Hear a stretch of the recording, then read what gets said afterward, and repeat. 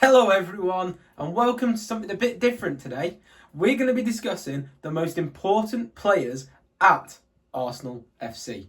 I hope you do enjoy. Please be sure to like and subscribe if you do.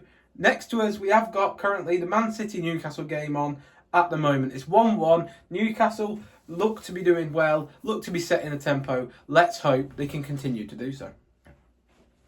When thinking about the most important players at Arsenal FC, it's important to factor in 4 players, I think it can be boiled down to. You have Captain Odegaard, William Saliba, Bukayo Saka and Declan Rice. We're going to go through what their importance is individually, and then we will reveal who I believe is the most important player at Arsenal FC at the end of the video. If you do enjoy, as always, hit that subscribe button and like the video please. First up, let's discuss Captain Fantastic, Martin Odegaard, the tempo setter at Arsenal, the leader. He is class personified in a footballer. Obviously, he's left-footed, got him on the back of the shirt, and the number 8 is the most creative player Arsenal have in their whole roster. Let's be honest, he is the only player Arsenal have that is got that unique ability to create consistently. That right side combination between White, Saka and Odegaard is top class.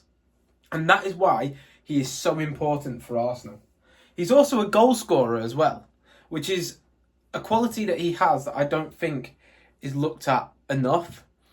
Obviously, he's got the record, I think, for a midfielder in terms of goal scoring in the Premier League, which was set 2 years ago. As well as that, the Norwegian midfielder is genuinely sublime on the ball. The most aesthetically pleasing footballer to watch by a long way. I think there's a case that he is Arsenal's best overall player.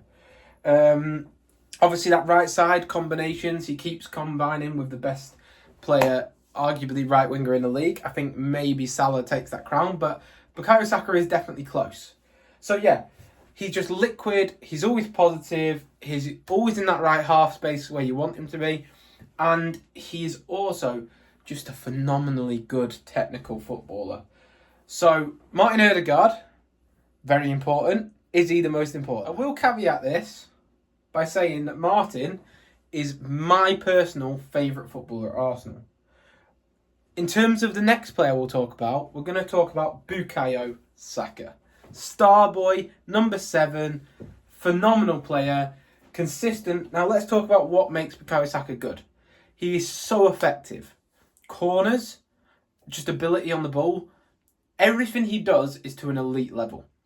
Whether that be passes, creativity, running with it, he's really, really phenomenally strong. How many times does Raya post it out into the air to Saka? Saka chests it down, holds off a defender and turns. You've seen that move so many times. He's consistent, obviously. And I think one thing that's looked at with Saka, which isn't looked at with other players, is he is phenomenally, and I mean efficient. He's not the most stylish player. For example, Vinny Jr., definitely more a stylish dribbler. But Bukayo Saka is so ruthlessly effective that it makes him world class. You don't look at him and think he's an elite dribbler, but he is. Like, he just beats people consistently. It's just he doesn't have all the trickery and explosive pace that maybe aesthetically would put him up there in those natural conversations. And that's what makes me think he can at times be slightly underrated. But he personifies Arsenal. Hale End graduate, phenomenal footballer. The most goals and assists throughout the side consistently every season. His combinations on that right side, brilliant. He takes the game by the scruff of the neck. He's a leader, and he is very, very important for Arsenal. Not to mention that the drop-off between Saka and the alternative, which is probably at this point Sterling on the right-hand side, is unproven. We don't know what Sterling's going to be for Arsenal. We don't know if he's going to be good enough to back up Saka. Only time will tell. But right now, that's unproven. Whereas Odegaard, we've seen recently, we can use other things to our advantage to try and compensate when Odegaard's not been available. There are 2 more people that we need to discuss. Declan Rice and William Saliba. Declan Rice is phenomenal, firstly, overall. He's a combative midfielder, got the legs. He's really good at ball carrying out of the midfield. You see him more in that left 8 position than you do in 6, but obviously we know his defensive capabilities. He's physically phenomenal. He's probably one of the best in the league in terms of physicality, and he's got that weird long leg type situation where he comes out all the time, usually with the ball in a 50-50 on the ground, and his legs just stretch and manage to get to anything. So, obviously, Declan Rice, brilliant footballer, all combative, all action midfielder. In terms of something you also want to know, he covers a lot of ground in the Premier League. He's added goals and assists to his game, and he is a real leader. He was the captain of West Ham. Now he is a captain on the pitch. He is a great midfielder. The 100 million price tag doesn't get spoken about, and that's the biggest compliment you can give to Declan Rice. So, obviously, really impactful. Now, I'm going to spoil this bit. He isn't my most important player at Arsenal. The reason being is the drop-off to the next midfielder. You can imagine if Marino's fit, we can make do with that position. So, that leads me to Saliba, the best centre-back, arguably, in the world. I'm not sure it's necessarily cut and dry that way. Obviously, Van Dijk probably will have something to say about it, but he is phenomenal. Dominant in duels, dominant in the air, as Newcastle go close. Newcastle just missed the goal. If you want to know, if you're watching the game, 79th minute. They weren't close. Anyway, his partnership with Gabriel is a massive plus for the team. Obviously, he was phenomenal for France over the course of the summer, and he's consistently calm and consistent. He's always doing top draw performances. He's physically dominant in terms of he gets back and tracks people that you wouldn't imagine him to be able to keep up with. And he's so calm on the ball. It's impressive to see. Now, I want to go ahead now and reveal my overall pick for the most important player at Arsenal Football Club. For me, it has to be Bukayo Saka.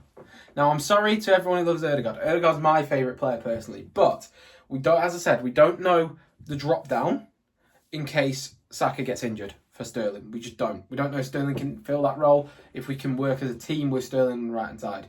Saka's always available. Availability is the best of it, ability. He's always consistent. Even when he doesn't have a standout game, he gets a goal or assist. And he is just thoroughly efficient. And I think he is the only position out of all them we couldn't cope without. Now we have the defensive depth. Without a doubt, Calafiori, Kivior, whoever you want to bring in. Ben White can play right, centre-back, Timber, if Saliba was injured. Odegaard, we've seen that we can make do with set pieces and creation from the link-up between Trossard and Havertz. Rice, I think we'd make do with Marino if he was fit. To come into that space, that's a point I think we bought Marino for, just in case. Saka is the only one that I am really unsure of how we'd cope if he was injured for a sustained period of time. Obviously, it'd all be a big loss to the team, but there we go. For me, Arsenal's most important player is Bukayo Saka. I hope you have enjoyed. Please be sure to like and subscribe if you're new. We'll see you next time on the channel. Goodbye.